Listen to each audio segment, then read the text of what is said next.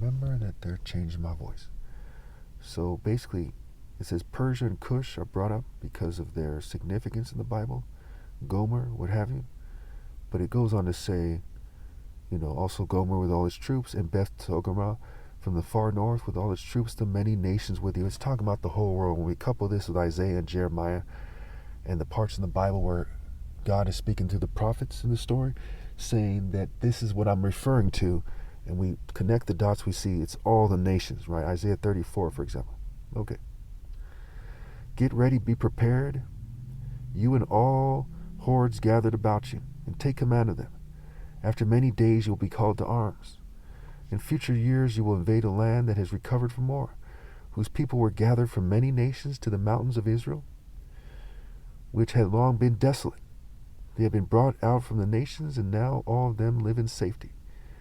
You and all your troops and the many nations with you will go up advancing like a storm. You will be like a cloud covering the land. Now, it's important to note that why this is happening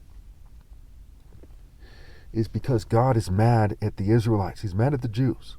He's mad at the people who were in rebellion for many generations. Okay, and they're all supposed to rally to me, accept their punishment, and accept being screened out for God. That's what it's referred to. We see in Lamentations too, God's anger as the cloud, and so on and so forth. Jeremiah 4:13, God advancing like the clouds. Christ on the cloud. Okay. This is what the sovereign Lord says. On that day, thoughts will come into your mind, and you will devise an evil scheme. You will say, I will invade a land of unwalled villages. I will attack a peaceful and unsuspecting people, all of them living without walls and without gates and bars, right? Vulnerable.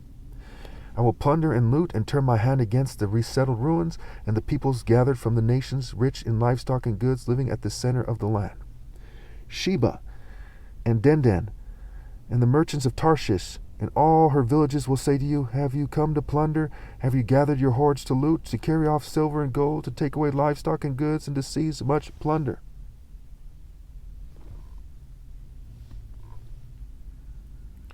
Therefore, Son of Man, prophesy and say to Gog, this is what the sovereign Lord says. In that day when my people Israel are living in safety, will you not take notice of it?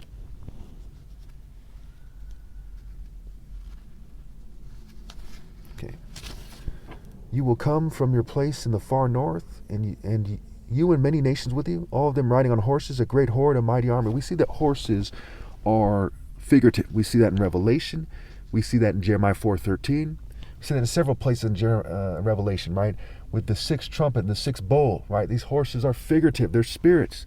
We see it, when we connect those two ideas. That is, we see it with, well, I'm out of time here.